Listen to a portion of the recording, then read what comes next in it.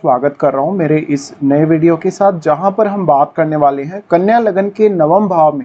इसी प्रकार से अगर आपका कोई इनमें से ग्रह अस्त हो रहा है सूर्य के द्वारा, तो आपको कैसा प्रभाव देखने को मिलेगा, आपको किस प्रकार से उस ग्रह के रिजल्ट पर विचार करना चाहिए।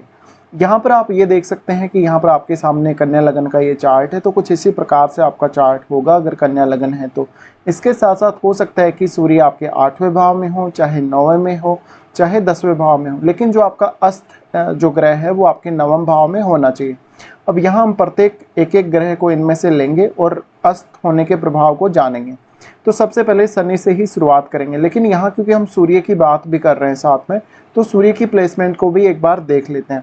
सूर्य यहाँ पर 12वें घर के स्वामी बनते हैं और 12वें घर के स्वामी होकर वो आपके नवम भाव में स्थित हैं, जहाँ शुक्र की राशि में है वो।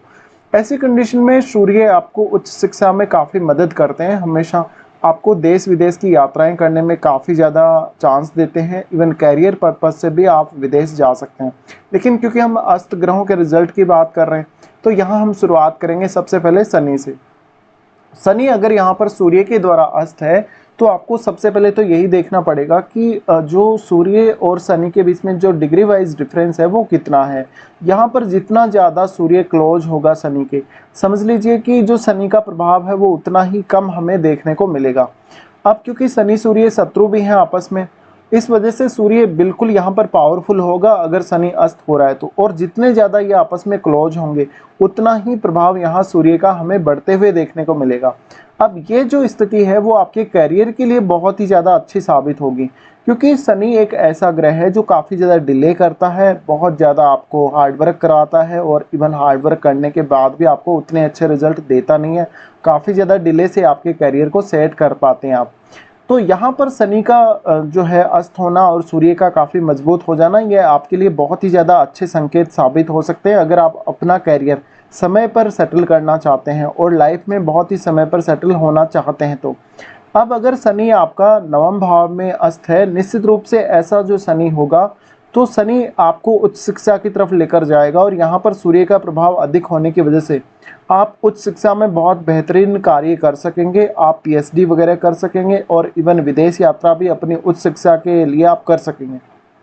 अब जो शनि है वो आपके चार्ट में 5वें और छठे घर के स्वामी बनते हैं। ऐसी कंडीशन में आप अपनी संतान को लेकर बहुत ज़्यादा भाग्यशाली साबित हो सकते हैं। आपके जीवन में किसी भी प्रकार की बाधा आ रही है, चाहे वो आपकी डेली लाइफ को लेकर है, चाहे आपके करियर को लेकर वो बाधा है, या आपको शत्रुओं से परेशानी है, अपने कलीग से या अपने बॉस से परेशानी, इन मामलों में आपको सूर्य यहाँ बहुत ज़्यादा हेल्प करेंगे अगर सूर्य ने शनि को अस्त किया है। तो ऐसी कंडीशन में आप ये भी समझ सकते हैं डायरेक्टली कि 5वें और छठे भाव से संबंधित जितनी भी परेशानियां आपकी लाइफ में आने वाली हैं, उनको हैंडल करने के लिए फिर बहुत ही अच्छी स्थिति यहाँ बन जाती है। इसके साथ साथ आपके लिए डिसीजन लेना और उस डिसीजन पर पर्याप्त रूप से समय पर काम करना बहुत ही ईजी हो जाएगा, जिससे आपने जो भी टारगेट किया है, जो भी अपने जीवन में किसी भी लक्ष्य को आपने चुना है, उसको हासिल करना आपके लिए काफ़ी ईजी रहेगा। साथ साथ में अपनी क्षमताओं पर विश्वास आपको जरूर करना चाहिए अगर आपका शनि अस्त है तो। अब शनि अस्त है तो निश्चित रूप से इन दोनों की जो दृष्टि है वो आपके तीसरे भाव पर पड़ेगी। ऐसे में यहाँ सूर्य जितना अधिक मजबूत होगा, और अगर सूर्य नवम भाव में ही स्थित है, तो आपको ज़्यादा से ज़्यादा हार्डवर्क करने में भी मदद मिलेगी और आप हमेशा मोटिवेटेड रहेंगे। लेकिन यहाँ पर शनि अगर बहुत ज़्यादा क्लोज नहीं है सूर्य के, और हो सकता है कि सूर्य अगर 8वें में है या 10वें में है, तो ऐसी कंडीशन में थोड़ा सा जो प्रभाव है शनि का वो 9वें घर में अधिक हो सकता है। और फिर क्योंकि शनि ही एस्पेक्ट करेगा आपके तीसरे घर को, ऐसे में आपको ज़रूरत से ज़्यादा मेहनत फिर भी करनी पड़ सकती है। तो शनि का कुछ ऐसा प्रभाव हमें देखने को मिलेगा।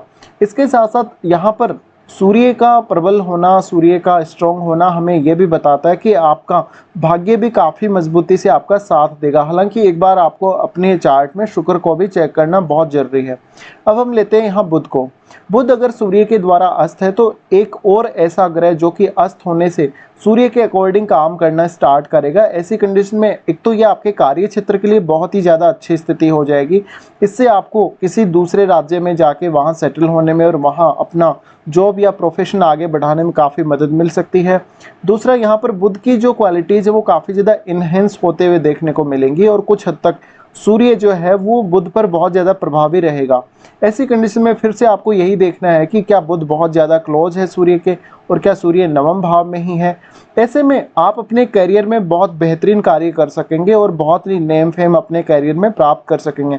अब क्योंकि बुध हैं वो आपके लगन और 10वें घर के स्वामी बनते हैं, ऐसी कंडीशन में इन दोनों भावों को सम्मिलित रूप से अगर हम देखें तो व्यक्ति है वो अपने कार्य क्षेत्र में बहुत आगे तक जा सकता है, बहुत ही एक अच्छी रेपुटेड पोस्ट तक जा सकता है और लाइफ में अर्ली सक्सेस प्राप्त करने के लिए ये बहुत ही ज़्यादा अच्छी स्थिति बन जाएगी अगर बुध अस्त हो रहे हैं।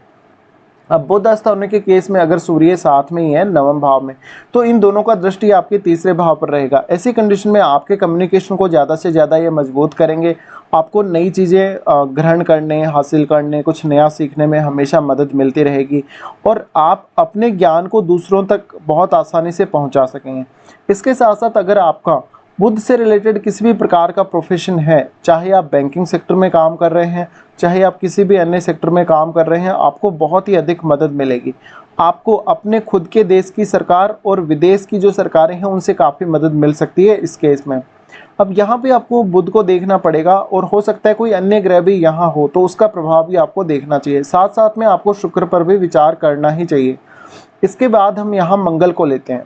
मंगल अगर सूर्य के द्वारा अस्त है तो इस कंडीशन में मंगल शुक्र के घर में स्थित है और मंगल आपके तीसरे घर और आपके 8वें घर के स्वामी बनते हैं। ऐसी कंडीशन में पिता के साथ बहुत ज़्यादा मतभेद हमें देखने को मिल सकते हैं और मंगल क्योंकि फायरी प्लैनेट है, फायरी प्लैनेट होने की वजह से यहाँ पर फिर से इस बात के चांसेस हैं कि आप बहुत ज़्यादा स्ट्रॉन्ग होंगे, डेडिकेटेड होंगे। पिता के साथ संबंध फिर भी बिगड़ सकते हैं, लेकिन यहाँ पर अपना जो भी टारगेट आपने बनाया है उसके प्रति बहुत ज़्यादा डेडिकेशन आप में देखने को मिलेगा, आत्मविश्वास आप में देखने को मिलेगा और एक बहुत ही मजबूत आत्मबल के साथ आप जीवन में आगे जा सकेंगे। ये स्थिति में आप जीवन में ज़्यादा से ज़्यादा जोखिम भी ले सकेंगे और जितना जोखिम आप लेंगे उसका जो रिजल्ट है वो लगभग आपके फेवर में जाएगा। अब यहाँ क्योंकि मंगल स्थित हैं तो निश्चित रूप से मंगल यहाँ से अपने घर को एस्पेक्ट करेंगे, जिससे आपको ज़्यादा से ज़्यादा हार्डवर्क करने में मदद मिलेगी, अपने आप को मोटिवेट करने में, अपने आप को बहुत ज़्यादा रिलायबल बनाने में मदद मिलेगी। इसके साथ साथ आपको हमेशा जीवन में जोखिम लेने में, सही डिसीजन लेने में मदद मिलेगी। आप कुछ ऐसी कंडीशन से घिर रहे हैं जहाँ पर आपके लिए बहुत ज़्यादा जोखिम बढ़ गया है, आपने कोई ऐसा गलत डिसीजन ले लिया है तो आप अपने डिसीजन पर तुरंत अमल कर सकेंगे। अब क्योंकि मंगल एक फायरी प्लैनेट है और फायरी प्लैनेट अगर अस्त होता है तो मंगल का प्रभाव काफ़ी ज़्यादा बढ़ेगा, तो आप ये समझ सकते हैं कि यहाँ पर जो फायरी एनर्जी है उसकी प्रधानता रहेगी नवम भाव में। ऐसे में पिता के साथ संबंध बिगड़ना, आपके परिवार के बड़े बुजुर्गों के साथ या आपके जो गुरुजन हैं उनके साथ कुछ हद तक मतभेद होने के चांसेस हैं, लेकिन ये स्थिति आपके लिए भाग्य को बहुत ज़्यादा मजबूत करेगी। आपको आपके कैरियर में, प्रोफेशन में बहुत ज़्यादा साथ मिलेगा मंगल का। तो मंगल के अस्त होने की वजह से भी आपको बहुत बेहतरीन रिजल्ट मिल सकते हैं। फिर हम यहाँ देखते हैं बृहस्पति को। बृहस्पति अगर सूर्य के द्वारा अस्त है नवम भाव में तो बृहस्पति आपके चार्ट में 4th लॉर्ड है और 7th लॉर्ड है। ऐसी कंडीशन में देखिए, एक तो जो जीवन साथी है वो आपके ऊपर बहुत ही ज़्यादा हावी हो सकता है, ज़रूरत से ज़्यादा हावी हो सकता है। ऐसी कंडीशन में जीवन साथी के साथ जो आपके संबंध है वो काफ़ी ज़्यादा बिगड़े हुए देखने को मिल सकते हैं कभी कभी। बट यहाँ पर आपकी उच्च शिक्षा के बहुत अधिक चांसेस बनेंगे, उच्च शिक्षा में आपको सफलता मिलने के बहुत अधिक चांसेस होंगे। इसके साथ साथ एक बहुत ही आप विद्वान व्यक्ति के रूप में नजर आ सकते हैं लोगों को और आपका मान सम्मान और रिस्पेक्ट बहुत अधिक होगा। इसी प्रकार से आपको विदेश में कैरियर खोजने, आध्यात्मिक जगत में आगे बढ़ने के लिए बहुत ज़्यादा सपोर्ट मिलने वाला है। अब क्योंकि सूर्य जो है वो अगर बृहस्पति को अस्त कर रहे हैं तो इस केस में आपके ज्ञान में बहुत अधिक वृद्धि होगी, हमेशा आप कुछ ना कुछ लाइफ में नया सीखते रहेंगे। और क्योंकि बृहस्पति है वो आपके सप्तमेश है, यानी आपके जीवन साथी को भी वो रिप्रेजेंट कर रहे हैं आपके चार्ट में, तो इस केस में जीवन साथी के साथ कभी कभी आपको एडजस्ट करना थोड़ा मुश्किल ही रहेगा, पर फिर भी आप एडजस्टेबल स्थितियों को जरूर देखेंगे। और यहाँ पर हो सकता है कि सूर्य अगर नवम भाव में ही हो तो बृहस्पति का प्रभाव और भी हमें ज़्यादा बढ़ता हुआ देखने को मिलेगा। इस केस में आप अपना घर छोड़ के कहीं दूर अगर स्थापित होते हैं, कहीं दूर अगर निवास करने लगते हैं या इवन विदेश भी चले जाते हैं, विदेश यात्रा करते हैं, तो आपका भाग्य बहुत अधिक साथ देगा। इसके साथ साथ अगर सूर्य भी यहीं स्थित है तो दोनों की दृष्टि आपकी पूर्ण रूप से अगर दृष्टि देखा जाए तो तीसरे भाव पे रहेगी। ऐसे में आप एक अच्छे लेखक भी बन सकते हैं। आप अपने ज्ञान को प्रसारित करने में अपनी जो सूचनाएं आपने ग्रहण करी हैं, जो विवेकशीलता आपके अंदर है या जो क्षमता आपके अंदर है, उसके माध्यम से आप दूसरों की लाइफ को भी काफ़ी ज़्यादा प्रकाशित करते रहेंगे, दूसरों को काफ़ी ज़्यादा ज्ञान देते रहेंगे, एडवाइस देते रहेंगे। तो यहाँ पे बृहस्पति का अस्त होना भी आपके लगभग बहुत ज़्यादा फेवर में ही जाएगा कुल मिलाकर। फिर हम यहाँ शुक्र को देखते हैं। अब देखिए शुक्र के केस में क्या है, यहाँ पर शुक्र का खुद का ही घर है, तो इस केस में अगर शुक्र बहुत ज़्यादा क्लोज नहीं है सूर्य के, तो कुछ हद तक यहाँ पर शुक्र निश्चित रूप से ही स्ट्रांग होगा। लेकिन अगर शुक्र सूर्य के बहुत ज़्यादा क्लोज है, तो उतना ही अधिक चांसेस है आपका क्रिएटिविटी या कोई ऐसे फील्ड में बहुत ज़्यादा फेम मिलना। इसके साथ साथ आप कोई ऐसे फील्ड में हो सकते हैं जहाँ पर आप डांस, सिंगिंग या जो आध्यात्मिक गीत संगीत है उसकी तरफ भी आप जा सकते हैं। अब शुक्र क्योंकि दूसरे घर के स्वामी है, दूसरे घर के स्वामी होकर अगर शुक्र अस्त हो रहे हैं, तो निश्चित ही आपकी लाइफ में धन और दौलत बहुत ज़्यादा होगी। आप बहुत अच्छी लाइफ जिएंगे, लग्जरी लाइफ जिएंगे। लेकिन हो सकता है कि आप अपने जन्म स्थल को छोड़कर कहीं दूसरी जगह स्थापित हो जाएं और वहां आपको ज़्यादा मदद मिले। शुक्र के अस्त होने के केस में अगर शुक्र सूर्य के बहुत ज़्यादा क्लोज है और अगर आपका पुरुष का चार्ट है, तो ऐसी कंडीशन में जीवन साथी को आप अपने ऊपर हावी होते हुए बहुत ज़्यादा देखेंगे। जीवन साथी से जिस प्रकार का सपोर्ट आप एक्सपेक्ट करके चल रहे हैं, शायद आपको वैसा सपोर्ट मिले या ना मिले, इसकी कोई गारंटी नहीं है।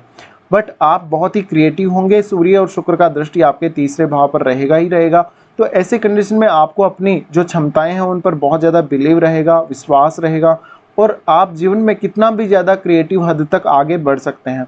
शुक्र के अस्त होने के केस में थोड़ा जीवन साथी के साथ रिलेशनशिप को लेकर हमेशा ही आपको प्रॉब्लम्स लेकिन रहेंगे। फिर हम चंद्रमा को लेते हैं। चंद्रमा को अगर हम देखें तो चंद्रमा आपके 11वें घर के स्वामी बनते हैं और अगर चंद्रमा सूर्य से अस्त हैं यहाँ पर, तो ऐसी कंडीशन में चंद्रमा अगर नवम भाव में अस्त हो जाते हैं, तो ऐसा जो चंद्रमा होगा सबसे पहले तो आपके माइंड को काफ़ी स्ट्रॉन्ग बनाएगा, आप में बहुत आत्मविश्वास देगा, प्रबलता देगा, विचारों में बहुत ही ज़्यादा स्ट्रॉन्ग स्थिति देगा, आत्मबल बहुत मजबूत देगा। तो कोई भी डिसीजन लेने और उस डिसीजन पर काम करने में आपको हमेशा ही मदद मिलती रहेगी। पर चंद्रमा जो है वो माता के कारक हैं, इस वजह से इस बात की बहुत अधिक संभावना है कि माता पिता से आपको बहुत बेहतरीन सपोर्ट जीवन में मिल सकता है। माता पिता आपके लिए बहुत ज़्यादा भाग्यशाली भी होंगे।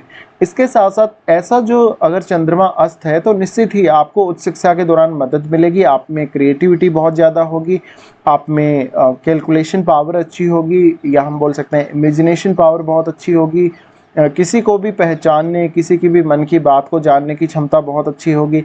इसके साथ साथ आप 9th हाउस को बहुत ज़्यादा एक्सप्लोर कर सकेंगे, योगा, मेडिटेशन, आध्यात्म की तरफ आगे बढ़ सकेंगे। अब क्योंकि साइन है वो शुक्र का साइन है, ऐसी कंडीशन में आपकी क्रिएटिविटी तो बहुत ज़्यादा बढ़ने के चांसेस हैं ही हैं, लेकिन आप धन संपत्ति के मामले में बहुत ज़्यादा लकी रहेंगे। अब चंद्रमा अगर सूर्य से बहुत ज़्यादा क्लोज है, तो ऐसी कंडीशन में आप थोड़े ज़्यादा जिद्दी हो सकते हैं। घरेलू मामलों में आप बहुत ज़्यादा डोमिनेट कर सकते हैं। इसके साथ साथ ऐसा हो सकता है कि आपके लगभग पूरी लाइफ आपको माता पिता का सपोर्ट अच्छा मिले, माता पिता का आपको अच्छा साथ मिले, ऐसा आपके जीवन में ज़रूर हुआ होगा, या उनकी तरफ से आपको बहुत कुछ जीवन में हासिल हुआ होगा। ये स्थिति उच्च शिक्षा के लिए भी बहुत ज़्यादा अच्छी साबित होगी। उच्च शिक्षा हासिल करने और ज़्यादा से ज़्यादा ज्ञान प्राप्ति में यहाँ पर चंद्रमा आपको मदद करने वाले हैं। तो ये कुछ प्रभाव रहेंगे जब भी आपका इनमें से कोई भी ग्रह सूर्य के द्वारा नवम भाव में अस्त हो।